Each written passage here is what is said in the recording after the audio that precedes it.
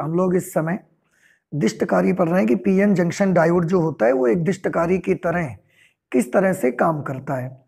और दिष्टकारी और दिष्टकरण इन दोनों शब्दों को भी आप समझ चुके कि प्रत्यावर्ती धारा को दिष्ट धारा में परिवर्तित करना ये क्रिया दिष्टकरण कहलाती है।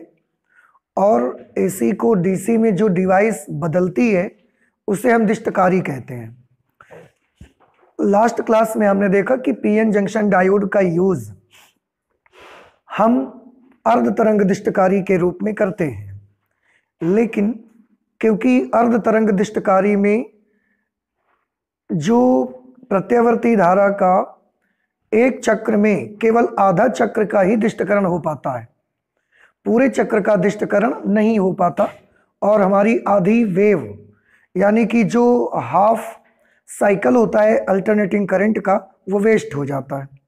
तो प्रैक्टिकली जैसा कि मैंने लास्ट टाइम भी बताया कि हम उसको यूज नहीं करते, इसीलिए हम लोग बनाते हैं कोई ऐसी सिस्टम, कोई ऐसा अरेंजमेंट जो पूरी तरंग का दिष्टकरण करे। पूरी प्रत्यावर्ती धारा की जो वेव आएगी उसका 100% पार्ट डीसी में कन्वर्ट करे। और ऐसी ही कड़ी में हम लोग आज पढ़ने के लिए आ गए हैं पीएन संधि डायोड पूर्ण तरंग दिष्टकारी के रूप में। और ये काम हम कर सकते हैं कि जो प्रत्यावर्ती धारा होगी उसकी हम पूरी तरंग का दिष्टकरण कर लेंगे, पूरी वेव का रेक्टिफिकेशन कर लेंगे और हमको एक डीसी करंट मिलेगी कॉन्टिन्यूअस। अब ये कैसे हो सकता है, उसके लिए फिर से हम पीएन जंक्शन डायोड्स का यूज करेंगे। जैसे आपने देखा कि लास्ट क्लास में जब हम rectifier PN junction diode as a half rectifier पढ़ा, उसमें हमने एक जंक्शन डायोड का यूज किया हुआ था। PN junction diode as a full wave rectifier आज पूरी तरंग का दिष्टकरण करना है हमको, तो मैं आपको बता दूं उसके लिए हम फिर एक पीएन जंक्शन डायोड का नहीं बल्कि 2 पीएन जंक्शन डायोड का यूज करते हैं। उस पर किस तरह से यूज करते हैं, तो सबसे पहले हम उसका सर्किट डायग्राम आपको बना के दिखाएंगे।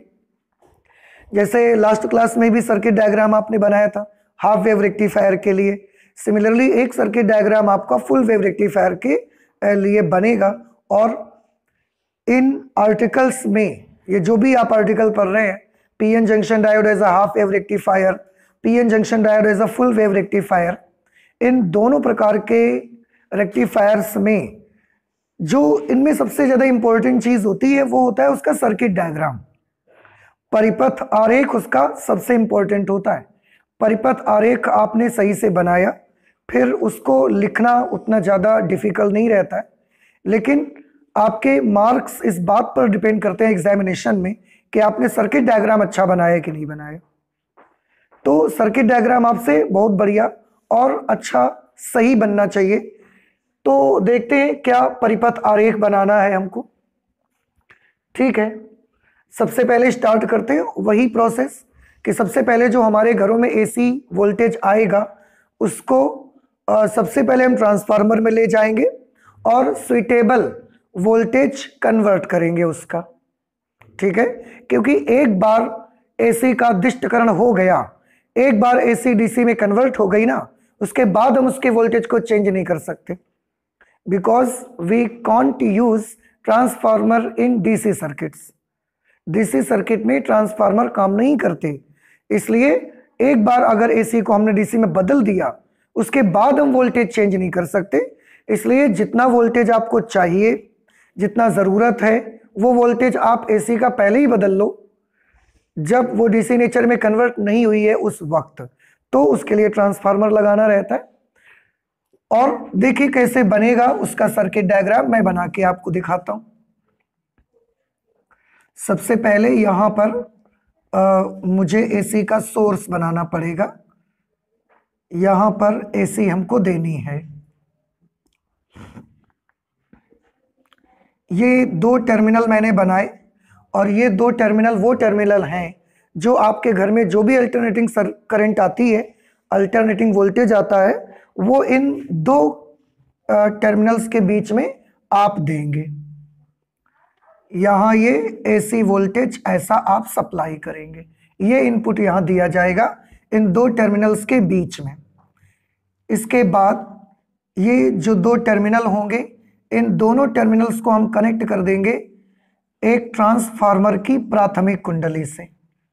ट्रांसफार्मर में दो कुंडलियां रहती हैं, एक प्राइमरी कॉइल रहती है और एक सेकेंडरी कॉइल।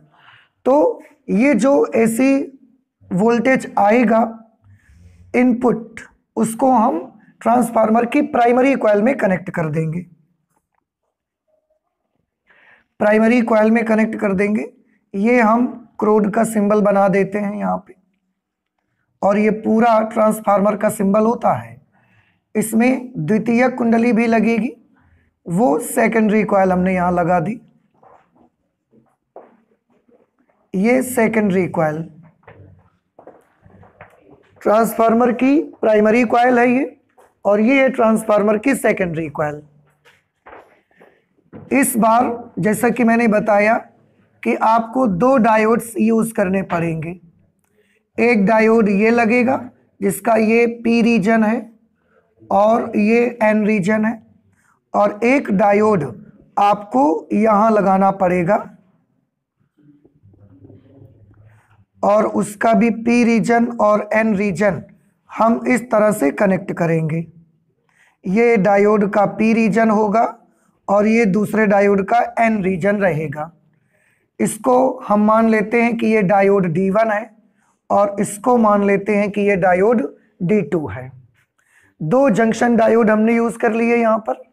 इसके बाद हम लोड को कहाँ पर लगाएंगे, जहाँ हमें करंट भेजनी है, जहाँ पर जो भी वोल्टेज एसी कन्वर्ट होकर डीसी में बनेगा उसे हमें कहाँ लेना है। उससे हमें मोबाइल चार्ज करना है, कैपेसिटर चार्ज करना है, टेलीविज़न चलाना है, आपको जो कुछ करना है वो चीज़ आप कहाँ लगाएंगे। तो उसके लिए हम दो तरह से दिखा सकते हैं आपको फिगर में। कैसे, थोड़ा ध्यान से देखें। ये सेकेंडरी कॉइल है। सेकेंडरी कॉइल में या तो आप इन दोनों को आपस में कनेक्ट करके और यहाँ से एक टर्मिनल निकाल लें, और ये जो सेकेंडरी कॉइल है आपके ट्रांसफार्मर की, इस सेकेंडरी कॉइल का सेंट्रल पॉइंट ले लीजिए, सेंट्रल पॉइंट, ठीक है। और इस सेंट्रल पॉइंट से एक टर्मिनल निकाल लीजिए, इसको बोला जाता है, इसको हम टी से लिख देते हैं। देखिए ये पूरी की पूरी सेकेंडरी कॉइल है, लेकिन सेकेंडरी कॉइल का जो सेंटर है, यहां से हम एक टर्मिनल जो निकालते हैं इसको हम बोलते हैं सेंट्रल टैप। इसको क्या बोला जाता है, इसको बोलते हैं सेंट्रल टैप। टैप का मतलब होता है नल, नल खोलना। तो आप कहीं पर भी आपकी लाइन में जो वाटर पाइपलाइन आपने डलवाई अपने घर में, उसमें कहीं पर भी बीच में अगर एक टैप लगा हुआ है, उसको जैसे ही खोलोगे वहां से पानी आना शुरू हो जाएगा। ऐसे ही ये पूरी की पूरी एक सेकेंडरी कॉइल है। इस पूरी की पूरी सेकेंडरी कॉइल में सेंटर पर हम एक कनेक्शन दे देते हैं और इसको हम बोलते हैं सेंट्रल टैप। क्यों? क्योंकि जैसे ही यहां से कनेक्शन देंगे करंट यहां से भी तो आना स्टार्ट हो जाएगी, इसलिए इसको बोला जाता है सेंट्रल टैप। और आप जो लोड होगा उस लोड को यहां पर लगा सकते हैं। ये लोड आप यहां लगा सकते हैं, जिसमें से इस पॉइंट को मैं मान लेता हूं M और इस पॉइंट को मैं मान लेता हूं N, ठीक है। तो एक तो कनेक्शन हम ये दे सकते हैं, और अगर हम चाहें ऐसे कनेक्शन ना देना तो हम और भी एक तरीका यूज कर सकते हैं। ये जो टर्मिनल M है ना, इस टर्मिनल को हम ऊपर ऐसा निकाल लाएंगे और यहां बाहर कर देंगे, और ये जो टर्मिनल N है इसको हम ऐसा लेके आएंगे और यहां पर ऐसा कर देंगे, और अब ये जो लोड है हम यहां पर कहीं लगा देंगे।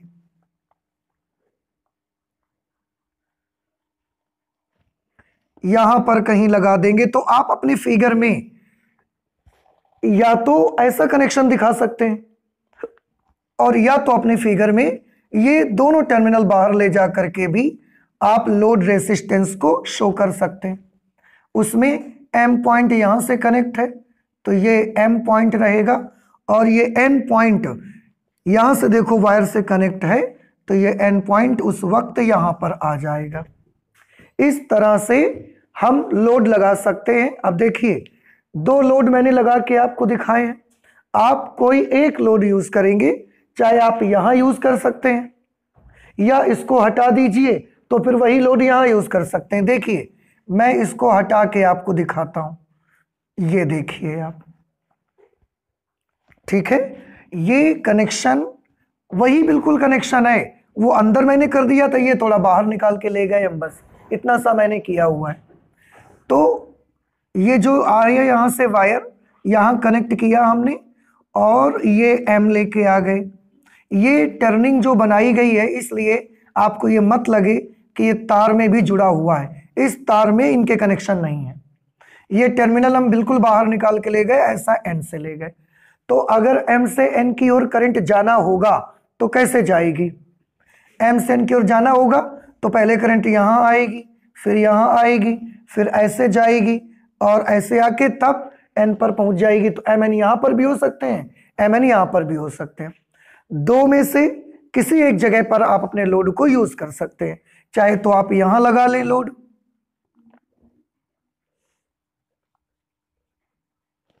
या आप उसी जगह पर लगाए रहें। तो हम थोड़ा सा इसका कट बना देते हैं कि आप दो में से किसी एक जगह अपने लोड को यूज कर सकते हैं, दोनों जगह कनेक्शन आपकी सही आएगी। तो इस तरह से ये हमारा सर्किट डायग्राम तैयार हो गया। बस इतना सा आपको बनाना है। और आप देख रहे हैं हाफ वेव रेक्टिफायर का जो सर्किट डायग्राम था उससे फुल वेव रेक्टिफायर का सर्किट डायग्राम बहुत ज़्यादा डिफरेंट नहीं है। थोड़ा डिफरेंट है क्योंकि इसमें हमने दो डायोड्स का यूज़ किया है, एक डायोड D1 और दूसरा डायोड D2। दोनों के पी क्षेत्र एन क्षेत्र आप सब जानते हैं। ये ट्रांसफार्मर लगाया, सेकेंडरी कॉइल का यहाँ सेंट्रल टैप हमने बनाया। सेकेंडरी कॉइल के दो एंड में से इस वाले एंड का हम नाम रख लेते हैं S1 और इस वाले एंड का नाम रख लेते हैं S2, ठीक है। और ये जो मैंने T के बारे में बताया, तो मैंने T के बारे में क्या बताया कि ये T क्या है? इसको बोला जाता है सेंट्रल टैप। और इस प्रकार का जो ट्रांसफार्मर होता है जिसमें हम सेंटर से भी कनेक्शन निकालते हैं, इसको बोला जाता है central tap transformer. Central tap transformer भी आप कह सकते हैं। तो ये सेंट्रल टैप यहां से मैंने निकाला, ठीक है। सर्किट डायग्राम हमारा तैयार हो गया है। अब हमको चेक ये करना है, वर्किंग उसकी देखनी है कि आखिरकार ये जो वर्क करेगा क्या वाकई में फुल वेव को रेक्टिफाई करके देगा। तो देखते हैं, जैसी वर्किंग आपने हाफ वेव रेक्टिफायर की पढ़ी थी, लगभग वैसी ही वर्किंग इसकी भी है। अब चलिए देख लेते हैं तो फिर वर्किंग में क्या होगा। यहां से क्या जाएगा? ये इनपुट, ये हमारा इनपुट है और इनपुट में हम क्या भेज रहे हैं? एसी वोल्टेज भेज रहे हैं। आउटपुट में हमको क्या मिलेगा? डीसी वोल्टेज मिलने वाला है, ठीक है। चलिए देखिए, जब ट्रांसफार्मर की द्वितीय कुंडली में, और ये मैंने उसका वेव डायग्राम देखो बनाया है, वेव डायग्राम, ठीक। वेव डायग्राम में ये इनपुट एसी वोल्टेज का डायग्राम है। जो आप निवेशी में वोल्टेज दोगे ना, इस टाइप की वोल्टेज होगी। ये करंट पॉजिटिव डायरेक्शन की है, ये करंट नेगेटिव डायरेक्शन की है। इसमें ये वाला वेव हम देंगे इसको, और यहां जो हमको करंट मिलेगी उसका वेव डायग्राम हम यहां बनाएंगे। इसलिए हमने लिखा है आउटपुट डीसी वोल्टेज, ठीक है। इसमें अगर करंट एम से एन की ओर फ्लो होगी तो हम उसके ग्राफ को ऊपर की तरफ बना लेंगे। अगर करंट एन से एम की ओर फ्लो होगी तो हम उसका ग्राफ नीचे बनाएंगे। अब देखना ये है कि करंट किधर से किधर फ्लो होती है। तो जैसे ही आप ये इनपुट देंगे, ये इनपुट आया, इनपुट का पहला आधा चक्कर जब आएगा, पहला अर्ध चक्र, फर्स्ट हाफ साइकिल जब ये वाली आएगी, ये वाली, तो मान लेते हैं कि जब पहला आधा चक्र इसको मिलेगा तो ट्रांसफार्मर की द्वितीयक कुंडली का जो सिरा S1 है वो पॉजिटिव पोटेंशियल पर होगा और सिरा H2 नेगेटिव पोटेंशियल पर होगा, मान लेते कहीं ना कहीं से तो स्टार्ट करना पड़ेगा, या तो आप H2 को पॉजिटिव मान लो तो S1 नेगेटिव मान लो। तो हमने स्टार्ट कहां से कर दिया कि जब ये इनपुट AC का फर्स्ट हाफ साइकिल आएगा उस वक्त सेकेंडरी कॉइल का, ट्रांसफार्मर की सेकेंडरी कॉइल का सिरा S1 प्लस और सिरा H2 कैसा होगा, माइनस। और इलेक्ट्रिसिटी में आप जानते हैं कि जिस टर्मिनल का पोटेंशियल प्लस होता है उसका पोटेंशियल हाई होता है और नेगेटिव का पोटेंशियल लो होता है। तो इस पॉइंट का पोटेंशियल कैसा होगा, हाई, और इस पॉइंट का पोटेंशियल कैसा होगा, लो। तो टी का पोटेंशियल के बारे में बताइए। टी के पोटेंशियल की बात करिए, S1 is at higher potential and S2 is at lower potential. So what will be about T? T का पोटेंशियल कैसा होगा, सोचिए जरा। टी का पोटेंशियल मैं बताता हूं, आप ध्यान से देखिए। S1 का पोटेंशियल हाई है, S2 का लो है, तो टी का जो पोटेंशियल होगा वो S1 की तुलना में कम होगा और S2 की तुलना में कैसा होगा, ज्यादा। ये बात सबको समझ आ गई? तो टी का जो पोटेंशियल होगा वो S1 के कंपैरिजन में लो होगा और S2 के कंपैरिजन में हाई होगा। ठीक है, ओके। अब अगर ये प्लस और ये माइनस हो गया, ये भी बात आपको समझ में आ गई कि इस वक्त टी का विभव S1 से कम और H2 की अपेक्षा थोड़ा ज्यादा ही होगा। तो अब ये प्लस हुआ और ये माइनस। अब दोनों डायोड के बारे में बात करिए जरा।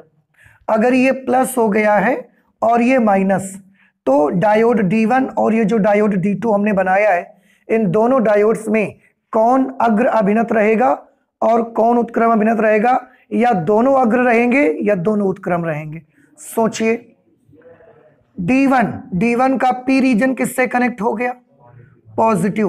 N रीजन किससे कनेक्ट हो गया, नेगेटिव। इधर D2 के बारे में देखिए तो P रीजन किससे कनेक्ट है, नेगेटिव से, और N रीजन किससे कनेक्ट है, पॉजिटिव से। कौन फॉरवर्ड बायस है और कौन रिवर्स बायस है? D1 के बारे में बताइए। D1 फॉरवर्ड बायस है because it's P region is connected to positive but its N region is connected to negative, so this is forward bias. And for junction diode D2, P region is connected to negative terminal and N region is connected to positive, so this will be in reverse bias. अब ये forward bias है, ये reverse bias है, तो ये current को क्या करेगा, अलाउ नहीं करेगा, ये सर्किट में करंट को ब्लॉक कर देगा। तो अगर इसकी तरफ कोई करंट आना भी चाहेगी तो ये करंट ब्लॉक कर देगा, करंट को फ्लो नहीं होने देगा। लेकिन ये करंट को फ्लो होने देगा। अब अगर ये करंट को फ्लो होने देगा तो देखने वाली बात ये है कि किधर जाने देगा करंट को। कोई भी जंक्शन डायोड करंट को अपने अंदर से फ्लो होने के लिए जब अलाउ करता है तो किधर से किधर, P से N रीजन की ओर। तो ये अलाउ कर रहा है, ये ब्लॉक कर रहा है, P से N की तरफ अलाउ करेगा। ये करंट की डायरेक्शन बनी कि नहीं बनी, P से N की तरफ। यहां पर ऐसे आई तो यहां पर कैसे आएगी करंट, ऐसे नीचे की तरफ। ये तो तार जुड़ा नहीं इस पे, तो ये करंट यहां पर आएगी। अब यहां पर जाके ये कनेक्शन मिले तो करंट के जाने के दो रास्ते हैं। देखिए, करंट इधर भी जा सकती है और इधर भी जा सकती है, समझ रहे? लेकिन अगर करंट नीचे आ रही है तो उसको ये डायोड मिलता है और ये डायोड अपने अंदर से करंट को फ्लो होने नहीं दे रहा है। तो करंट इधर नीचे आएगी क्या? आंसर है करंट नीचे नहीं आएगी। तो ये वाला एरो बनाना जरूरी नहीं है। नहीं समझ में आई बात आपको? भाई यहां पर तो कनेक्शन है ना, करंट के जाने के दो रास्ते, इधर भी जा सकती इधर भी जा सकती है। अब इधर अगर करंट आएगी तो उसको कौन मिलेगा, डायोड D2, और डायोड D2 तो फ्लो नहीं होने दे रहा ना अपने रास्ते से, तो डायोड D2 वाले रास्ते पे कोई करंट नहीं आएगी। ये करंट यहां पर आएगी, फिर यहां आएगी, फिर यहां आएगी ऐसे, और इसमें ऐसे बहेगी, इसमें ऐसे आएगी, इसमें ऐसे आएगी और N से यहां चली जाएगी और ये सर्किट करंट का कंप्लीट हो जाएगा। देखिए पूरा सर्किट आ गया। और अगर हमने Mn ये बनाया होता तो क्या होता, करंट जैसे यहां से आई थी ये सीधे यहां पर आ जाती और सेंट्रल टैप पे जाके पूरा इसका सर्किट ये कंप्लीट हो जाता। क्योंकि हमने ये चीज बाहर लगा ली है, आप कंफ्यूज मत हो, तो हम ये हटा ही दे रहे हैं यहां से। करंट किधर से किधर की तरफ फ्लो हुई बताइए, एम से एन फ्लो हुई लोड रेजिस्टेंस में या एन से एम फ्लो हुई? एम से एन।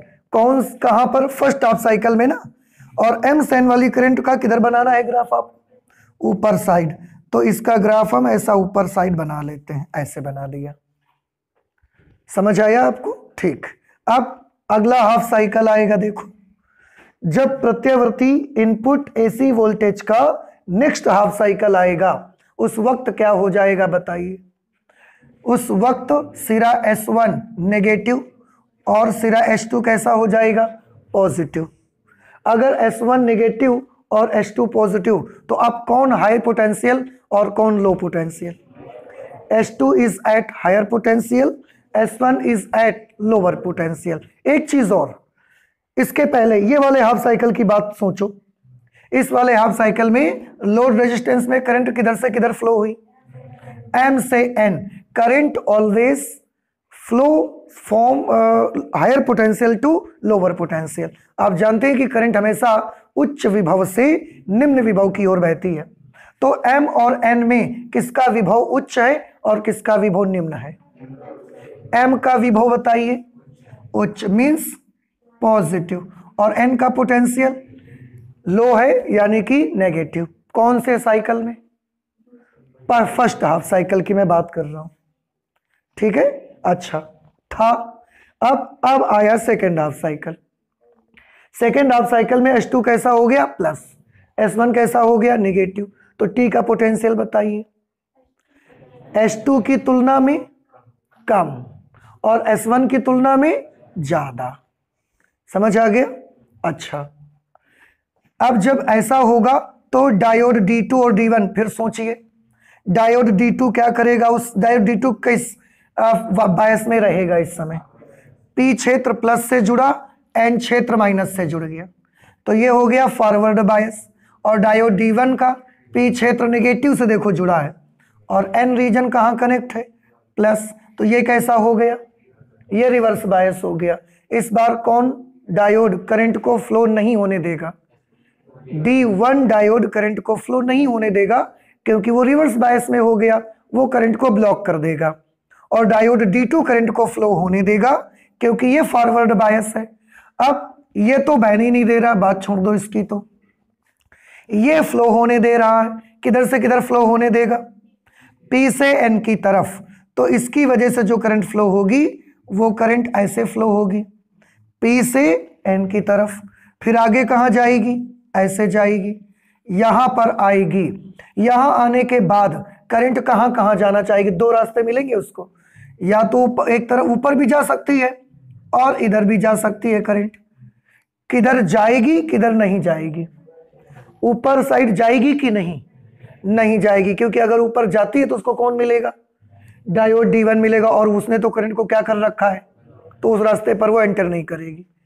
फिर यहां से ऐसे आ जाएगी, ऐसे जाएगी इस तरह से, और लोड रेजिस्टेंस में करंट इस तरह से आएगी फ्लो होते होते, और फिर से यहां जाके अब इस बार इधर से ऐसे आ जाएगी इस तरह से, ठीक है।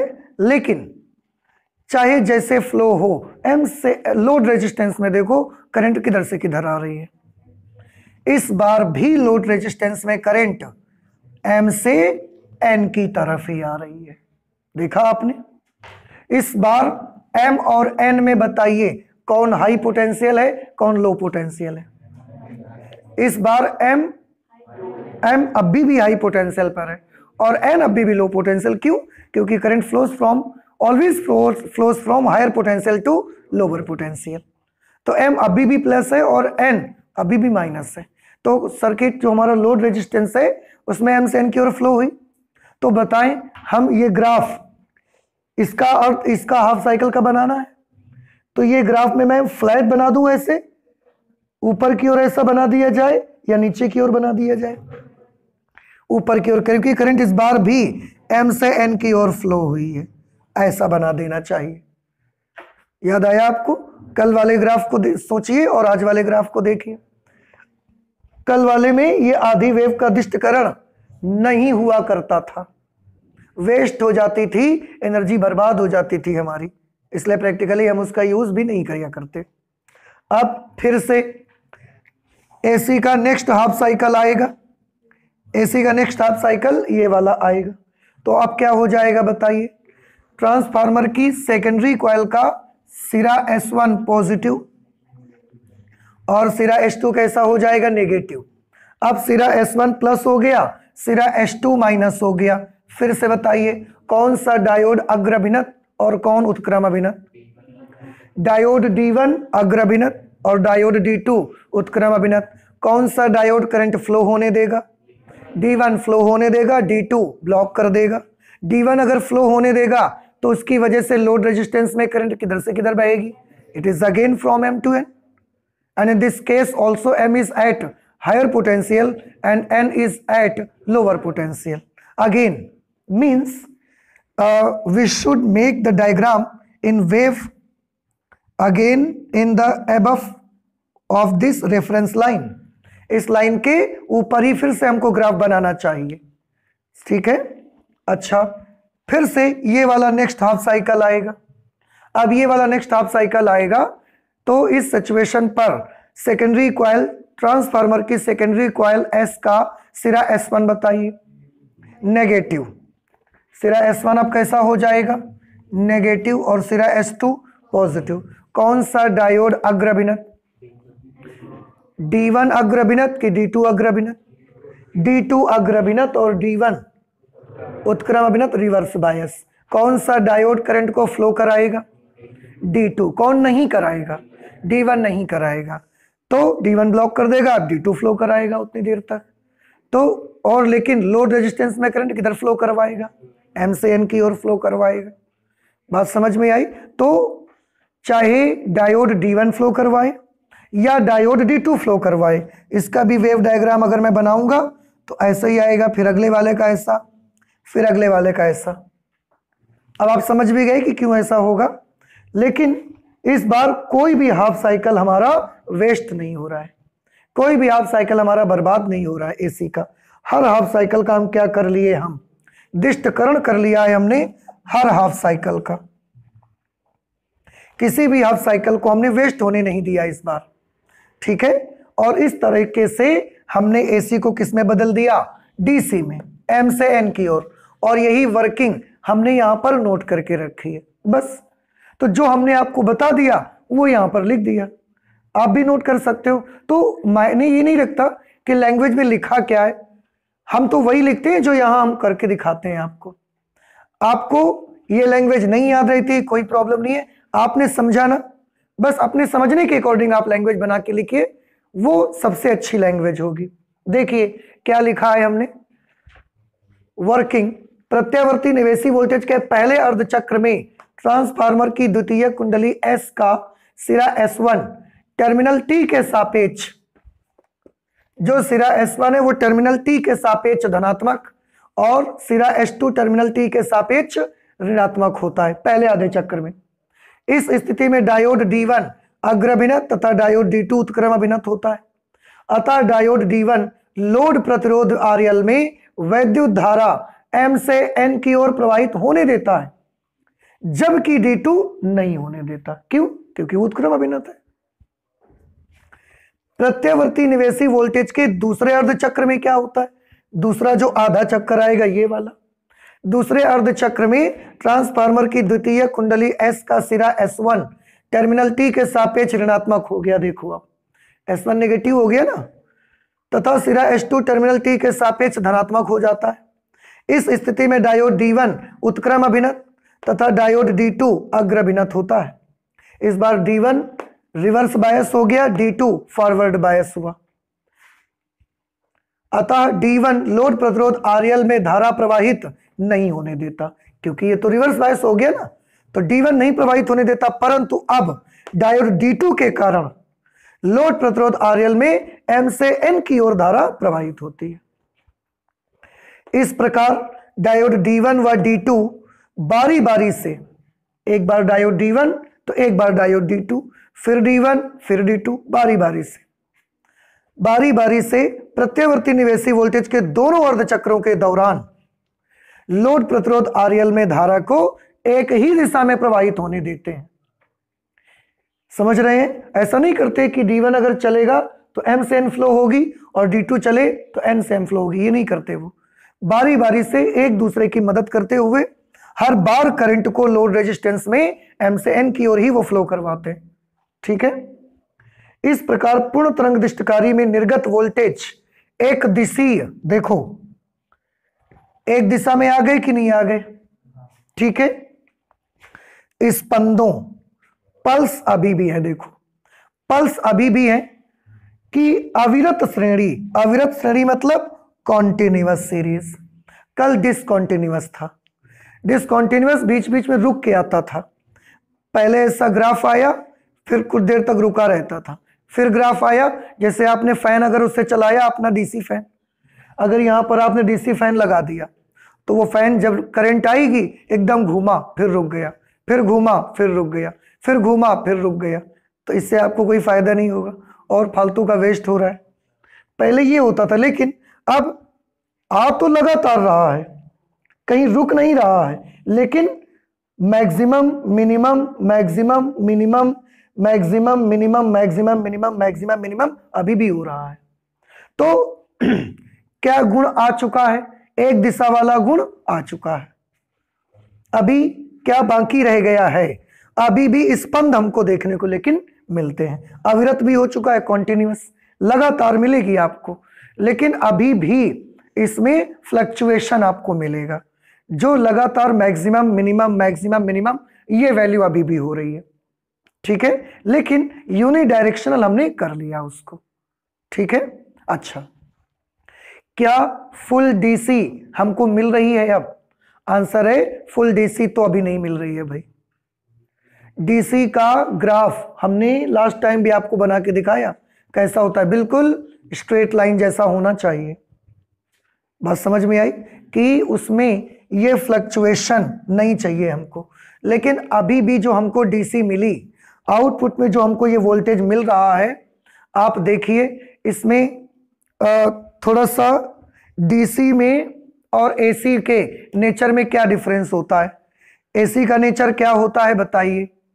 एसी का नेचर होता है सर्किट के किसी भी पॉइंट पर दोनों डायरेक्शन में फ्लो होना और अपने परिमाण को बार बार बदलना। बात समझ में आई? तो एसी के ये दो नेचर, क्या क्या नेचर है फिर से बताइए? सर्किट के किसी भी एक बिंदु से दोनों डायरेक्शन पे फ्लो होना और बार बार अपने मैग्नीट्यूड को चेंज करना। डीसी का नेचर बताइए? एक ही दिशा में बहना और बार बार अपने मैग्नीट्यूड को चेंज नहीं करना। अब इसके नेचर की बात करिए, इसमें कैसा नेचर है?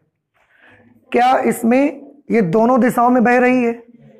नहीं, तो दिशा तो एक हो गई है, लेकिन अभी भी बार बार अपने मैग्नीट्यूड को बदल रही है। तो बताएं क्या ये फुल डीसी मिली आपको? अभी भी इसमें एसी का नेचर, एसी का थोड़ा सा लक्षण बाकी रह गए हैं। एसी के पूरे लक्षण अभी इसके गए नहीं।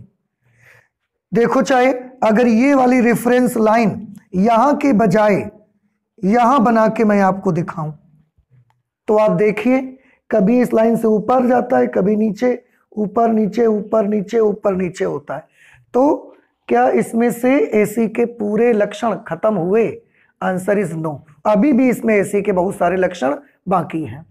दिशा एक है वो अलग चीज है, लेकिन इसके परिमाण का बार बार बदलना ये अभी इसमें है। तो इसमें अभी भी इसमें अब दो नेचर है। देखो ध्यान से देखना, ये इसमें केवल एसी नेचर था, इसके पास एसी नेचर भी है और डीसी नेचर भी है। दोनों नेचर इसके पास माने जा सकते हैं। इसके पास डीसी नेचर क्यों माना जा सकता है बताइए? वेरी गुड, क्योंकि ये एक ही दिशा में है। और इसके पास एसी नेचर क्यों माना जा सकता है? क्योंकि अभी इसका मैग्नीट्यूड चेंज हो रहा है। इसका मतलब है कि इसमें एसी नेचर भी शामिल है अभी, और इसमें डीसी नेचर भी शामिल है। लेकिन हमको तो प्योर डीसी चाहिए। अब क्या करा जाए? उसके लिए हम यहां पर एक दूसरा सर्किट लगाएंगे, एक और सर्किट बनाएंगे जिसे हम बोला करेंगे फिल्टर सर्किट। क्या बोला करेंगे उसको? Filter circuit. फिल्टर क्या होता है? छन्नी। फिल्टर क्या होती है? छन्नी। भाई आप देखो, आपके घर में अगर गेहूं के साथ में कुछ कंकड़ मिल गए हैं तो आप क्या करते हैं? एक बोरी गेहूं है और उसमें गेहूं भी है, उसमें कंकड़ भी है, फिर आप क्या करते हैं? एक छन्नी लगाते हैं, और ऐसी छन्नी लगाते हैं जिसमें से या तो गेहूं निकल जाए या कंकड़ निकल जाए, तो प्योर चीज मिल जाएगी। अब इसके पास भी कौन से नेचर है? दो नेचर है। दो नेचर है, इसके पास एसी नेचर भी है और इसके पास डीसी नेचर भी है। डीसी नेचर एक दिशा में होने के कारण एसी नेचर परिमाण के लगातार बदलने की वजह से। तो अगर हम एक ऐसी छन्नी लगा सकें, अगर हम एक ऐसी छन्नी लगा सकें जिसमें जब हम ये वाली वोल्टेज भेजें तो वो एसी को क्या करने दे? चले जाने दे नीचे, तो ऊपर प्योर क्या बच जाएगी? डीसी बच जाएगी। नहीं समझ में बात आई आपको? आया? फिर से बताइए अगर आप समझ गए। ये वाली जो वोल्टेज है ये आउटपुट में मिल रही है, तो क्या फुल डीसी मिल रही है आपको? फुल नहीं मिल रही है डीसी। इसके पास किस चीज का नेचर है? ये एसी नेचर भी है थोड़ा, और इसमें थोड़ा डीसी नेचर भी है। डीसी नेचर क्यों है बताएं? एक दिशा की वजह से। एसी नेचर क्यों है? परिमाण के बदलने की वजह से। तो अगर एक हम ऐसी छन्नी बना सकें जिससे या तो एसी को छान के निकाल दें या डीसी को छान के निकाल दें, तो हमें डीसी कहीं ना कहीं प्योर मिल सकती है। तो हम ये करते हैं। कैसे करते हैं जरा देखिए ध्यान से। उसके लिए हम फिल्टर सर्किट बनाएंगे। कहां बनाएंगे फिल्टर सर्किट? देखना, इसको मैं थोड़ा यहां से हटाता हूं। और फिल्टर सर्किट के लिए ये जो लोड रेजिस्टेंस होगा ना, इसके समांतर क्रम में हम एक कैपेसिटर लगा देंगे। इसके समांतर क्रम में क्या कर देंगे? हम एक कैपेसिटर लगा देंगे। बस हो गया, फिल्टर सर्किट बन गया। आपने प्रत्यावर्ती धारा पढ़ी हुई है, प्रत्यावर्ती धारा का लेसन पढ़ा हुआ है। अगर आपने प्रत्यावर्ती धारा का लेसन पढ़ा है और आपको कुछ चीजें याद हैं, तो मैं एक बार फिर से वहां ले चलना चाहता हूं आपको। कैपेसिटर जब भी किसी सर्किट में लगता है तो वो धारा के मार्ग में वो भी एक अवरोध लगाता है, और कैपेसिटर करंट के रास्ते पर जो भी रेसिस्टेंस प्रोवाइड करता है, जो रेसिस्टेंस लगाता है, उस रेसिस्टेंस का हमने एक नाम रखा था और उसको कहते थे कैपेसिटिव रिएक्टेंस। धारितीय प्रतिघात कहा जाता था। तो उसकी वैल्यू क्या होती थी? याद है किसी को? XC is equal to 1/ωc। बात समझ आई? और एक जगह में और इसको लिख लेता हूं। ओमेगा का फॉर्मूला क्या होता है? 2πf इंटू सी। ठीक, अब थोड़ा ध्यान से देखिएगा। ओमेगा की जगह यहां पर भी आप चाहें तो 2πf लिख सकते हैं, जहां f क्या चीज है? फ्रीक्वेंसी। अब एसी सर्किट में देखिएगा, ये मैं यहां एसी की बात करूंगा और यहां पर मैं बात करूंगा डीसी सर्किट की।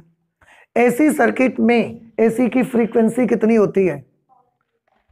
हाँ, बहुत अधिक का मतलब 50 साइकिल पर सेकेंड। एक सेकेंड में 50 चक्कर एसी की फ्रीक्वेंसी होती है। सी हमने क्या किया? बहुत हाई कर दिया। हमने जो कैपेसिटर यहां लगाया वो हाई कैपेसिटेंस लगा दिया। इसकी धारिता हमने बहुत ज्यादा कर दी। अब अगर इसकी धारिता बहुत ज्यादा करेंगे तो इसका प्रतिरोध कैसा हो जाएगा? बहुत कम। हमने इसके सी का मान बहुत हाई कर दिया। सी का मान हाई कर देने से एसी वाले रास्ते का प्रतिरोध कैसा हो जाएगा? कम हो जाएगा। और प्रतिरोध जब कम हो जाए, अगर सी आप कम रखोगे, अगर आप सी की वैल्यू कम रखोगे तो प्रतिरोध ज्यादा रहेगा। तो हम प्रतिरोध ज्यादा नहीं रखना चाहते, हमने सी की वैल्यू हाई कर दी। सी हाई कर देने से एक्स सी क्या होगा? कम। अगर XC कम हो जाएगा तो जब AC ये वाला पूरा वोल्टेज यहां पर आएगा। अब देखो यहां पर जो वोल्टेज यहां से आ रही है ये वाली, ये इधर से भी जा सकती है और इधर से भी जा सकती है। कैपेसिटर, और एक चीज DC के लिए सोचो यही चीज, आपने यहां पर कैपेसिटेंस हाई लगा दिया, उच्च धारिता का संधारित्र यूज कर लिया। DC क्या करेगी, DC के लिए C तो हाई हो गया, तो उसका XC बताइए ना।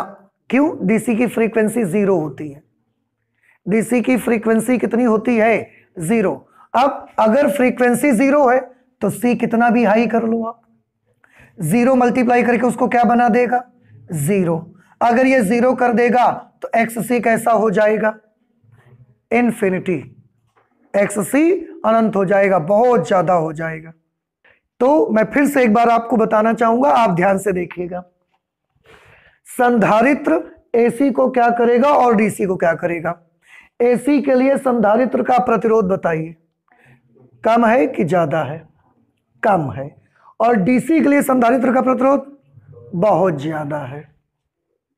नहीं समझ में आई बात? क्लियर हुआ सबको? फिर से हमने हमारे लोड रेजिस्टेंस के उसके पैरेलल में समांतर क्रम में क्या लगा दिया? यहां पर हमने एक कैपेसिटर लगा दिया, एक संधारित्र हमने यहां पर लगा दिया।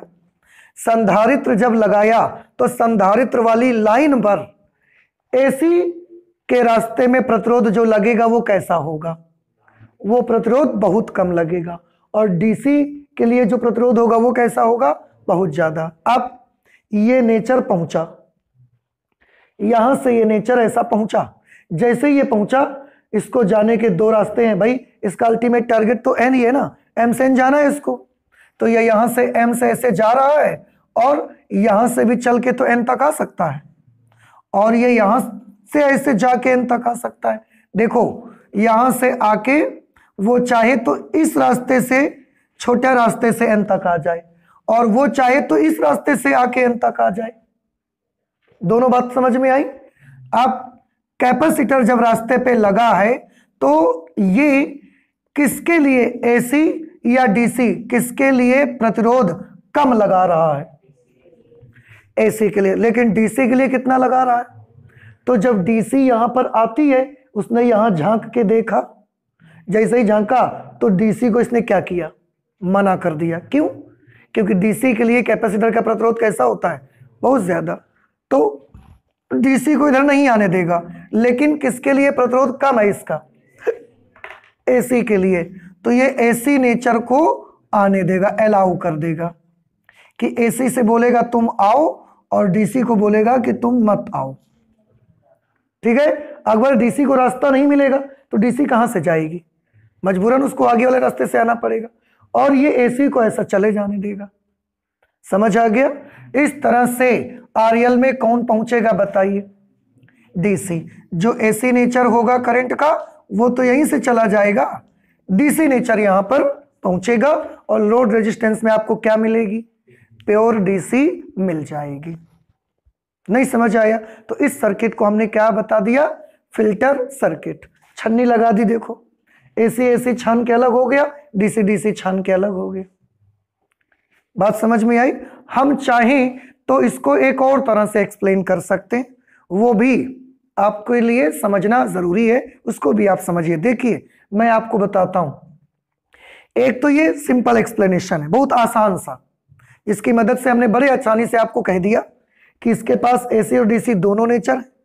अब दोनों नेचर लेके जब ये करंट यहां जाएगी तो कैपेसिटर AC को अलाउ करता है और DC को अलाउ नहीं करेगा, इसलिए AC निकल जाएगी, लोड रेजिस्टेंस में आपको प्योर DC मिल जाएगी। तो ये बड़ा सिंपल एक्सप्लेनेशन है। इसके साथ मैं एक और एक्सप्लेनेशन आपको देना चाहता हूं, आप थोड़ा ध्यान से देखिए। जब करंट यहां से ऐसे आती है तो उस समय ये जो कैपेसिटर है AC आती है, और ये कैपेसिटर क्या हो जाता है? चार्ज हो जाता है। चार्ज होके ये कैसा हो गया? फुल हो गया। अब ध्यान से देखना, ये करंट जब यहां से आती है तो कैसी आ रही? ये वाली आ रही है, आती है ये वाली। तो जब आती है और मैक्सिमम आती है, मैक्सिमम ये वाला हिस्सा आया तो यहां पर मैक्सिमम करंट आपको मिली, और जैसे ही उतनी देर में कैपेसिटर क्या हुआ, चार्ज हो गया। आपको लोड रेजिस्टेंस में मैक्सिमम करंट मिली और उतनी देर तक कैपेसिटर क्या हुआ, चार्ज हुआ। जैसे ही करंट कम होने लगी, करंट कम होने लगी जैसे ही, तो लोड रेजिस्टेंस में वोल्टेज कम पड़ने लगा, करंट कम होने लगी। अगर करंट कम होने लगी तो क्योंकि ये क्या हो चुका था, चार्ज, इसने अपनी करंट को भेज दिया, इसने फुल वोल्टेज अप्लाई कर दिया। तो जितनी देर तक इसकी करंट वोल्टेज कम होती है उतनी देर तक कौन उसको प्रोवाइड करवा देता है, कैपेसिटर दे देता है। तो उसका जो ग्राफ होता है, उसका ग्राफ मैं यहां पर आपको करके दिखाता हूं। उसका ग्राफ कैसा मिलता है, थोड़ी देर तक ऊंचा हुआ और जैसे ही नीचा होने लगा किसने भेज दिया उसको, कैपेसिटर ने। तो जब ये वाला टाइम पास होता है कि जब मेन करंट जब कम हो रही होती है, उतनी देर तक हमारे लोड रेजिस्टेंस को कौन करंट देता है, कैपेसिटर भेज देता है अपने पास से। और तब तक पीछे से फिर आ जाती है मैक्सिमम वाली, पीछे से फिर मैक्सिमम आ गई तो उसको फिर मैक्सिमम मिलना शुरू हो गया। तो जैसे ही थोड़ी सी ऐसे थोड़ा कम हुआ, पीछे से फिर मैक्सिमम आ गई। बात समझ में आई? जैसे ही मैक्सिमम आई और ये जैसे ही कम होने लगा, जब मैक्सिमम आई तो इसको तो मैक्सिमम मिला ही, तब तक फिर कैपेसिटर जो थोड़ा बहुत डिस्चार्ज हुआ था, इसको अपनी एनर्जी दी थी ना इसने, तो जो थोड़ा बहुत डिस्चार्ज हुआ था ये फिर फुल चार्ज हो गया। फिर फुल चार्ज हो गया तो जब ये वाला पोर्शन आएगा जिसमें करंट क्या होने वाली है, कम होने वाली है, तो अब जैसे इसमें वोल्टेज कम होने वाली होगी ये कैपेसिटर को भेज देगा उतनी देर तक, कैपेसिटर भेज देगा तो इसका ग्राफ फिर ऐसे ही बना रहेगा। तो इस तरीके से जब इसमें वोल्टेज कम होने लगेगा तो कौन प्रोवाइड करवा देगा, कैपेसिटर। या तो यहां से फुल वोल्टेज आएगी वो मिलेगी इसको, और या तो इसको फुल वोल्टेज कौन दे दिया करेगा, कैपेसिटर। तो हमारे लोड रेजिस्टेंस को हमेशा कैसी वोल्टेज मिलती रहेगी, फुल। और ये बिल्कुल वैसे ही एग्जांपल आप सोच लो, जैसे आप अपने घर पे आपने छत में एक पानी की टंकी रखी हुई है, पानी की टंकी रखी हुई है। तो जब आप सुबह मोटर चलाते हैं, सुबह जब मोटर चलाते हैं तो आपको जब आप नल खोलते हैं, मान लिया पूरा 100 उसमें प्रेशर है, 100 प्रेशर। तो जब आप मोटर चलाई और आपने टैप खोला, आपको कितना प्रेशर मिलता है, 100 प्रेशर पूरा मिल रहा है। जितनी देर मोटर चल रही है उतनी देर आपको नल में 100 प्रेशर मिलता है। मोटर बंद कर दी, टंकी भर गई आपकी। इसके बाद मोटर बंद कर दी आपने, तो अब कितना प्रेशर आपको मिलेगा, अभी भी 100 मिलेगा। क्यों? क्योंकि अब 100 कौन देगा, टैंक 100 देगा। अब 100 टैंक देगा। अब टैंक दिन भर में खाली हो रहा है धीरे धीरे, 100 से 99 हुआ प्रेशर, 98 हुआ, 97 हुआ, शाम हो गई। फिर हमने मोटर चला दिया, फिर टैप खोला, कितना प्रेशर आ गया। तो 100 से कितना हुआ था प्रेशर, 99, 98, शाम हो गई, फिर हमने मोटर चला दिया, फिर प्रेशर कितना हो गया, 100, फिर 100 हो गया। और इसके बाद जब मोटर बंद कर दी तो फिर कौन 100 देता है, अब उसको आपकी टंकी 100 देती है। अब टंकी में थोड़ा बहुत जैसे ही कम हुआ, तब तक सुबह फिर आपने मोटर चला दिया। तो क्या होता है, 100 वाला प्रेशर, 100 वाला प्रेशर बहुत ज्यादा होता है अगर, तो 99, 98 आया तब तक फिर 100 आ जाता है, फिर 99, 98 आया, फिर 100 आ जाता है। तो वो प्रेशर कभी भी 100 से क्या नहीं हो पाता, जीरो नहीं हो पाता। वो बस 100, 99, 98, 100, 99, 98, 100, 99, 98, बस यही रहता है। तो ऑलमोस्ट वो करंट कैसी हो जाती है, आप देखो, ऑलमोस्ट वो करंट बिल्कुल स्ट्रेट लाइन आ गई कि नहीं आ गई, लगभग आप देखिए। तो इस तरह से अगर आप फिल्टर सर्किट लगा लेते हैं तो लगभग वो करंट आपको कैसी मिल जाती है, पूरी की पूरी डीसी करंट मिल जाती है। और ये लाइन हमने सबसे लास्ट में लिखी है, इस निर्गत वोल्टेज को अगर आप स्मूथिंग फिल्टर लगा के, फिल्टर सर्किट लगा के अगर उसके द्वारा ले जाएं, उसमें भेजेंगे, तो लगभग आपको कैसी करंट मिल जाएगी, स्थायी धारा में आप उसको क्या कर सकते हैं, बदल सकते हैं। और वोल्टेज में 100, 99, 98, 100, 99, 98, इतना बदलाव होना हमारे लिए कोई ज़्यादा फर्क नहीं पड़ता और हमें क्या मिल जाती है, प्योर डीसी मिल जाती है। तो या तो लोड रेजिस्टेंस को 100 कौन देता है, मेन सर्किट जो आ रही है लाइन यहां से, और या तो जब ये मेन लाइन 100 नहीं देती तो कैपेसिटर 100 देता है। और कैपेसिटर जब तक थोड़ा बहुत डिस्चार्ज होता भी है पीछे से, फिर ये मैक्सिमम वाली आ जाती है, ये वाला हिस्सा आ जाता है। समझ आ रहा है? तो या तो हमारे लोड रेजिस्टेंस को फुल वोल्टेज मेन लाइन से मिलता रहता है, या तो फुल वोल्टेज कौन दे देता है, कैपेसिटर दे देता है, क्योंकि उतनी देर तक कैपेसिटर क्या हो जाता है, चार्ज हो जाता है। और इस तरह से आपको लगभग फुल वोल्टेज डीसी की एक जैसी वोल्टेज आपको मिलती रहती है, और ये वाला ग्राफ आ जाता है उसका, और ये वाला ग्राफ आ गया, मतलब पूरी की पूरी डीसी अब हमको मिल रही है। तो अब ये जो आपने समझा, एक बार फिर से मैं आपसे पूछूंगा, क्या आपको समझ आ गया? ये कोई प्रॉब्लम तो नहीं है आपको? ठीक है, तो ये हमने पीएन जंक्शन डायोड का एक एप्लीकेशन पढ़ लिया। पीएन जंक्शन डायोड का एक एप्लीकेशन पढ़ लिया। इस समय हम लोग पीएन जंक्शन डायोड का एप्लीकेशन पढ़ रहे हैं कि उसका अनुप्रयोग कहाँ करते हैं। और ये एक एप्लीकेशन क्या है कि इसमें हम पीएन जंक्शन डायोड की मदद से क्या कर रहे थे, एसी को डीसी में बदल रहे हैं। पहले हमने हाफ वेव रेक्टिफायर पढ़ा, फिर हमने फुल वेव रेक्टिफायर पढ़ लिया, और अब तो हमने पूरी तरीके से एसी को डीसी में बदल दिया है। ठीक है, तो आज हम अपने इस क्लास में इतना ही रखेंगे, आगे और भी पढ़ाई करेंगे नेक्स्ट क्लास में। पीएन जंक्शन डायोड का जो नेक्स्ट एप्लीकेशन है उसको हम नेक्स्ट क्लास में स्टडी करेंगे। ठीक है, थैंक यू।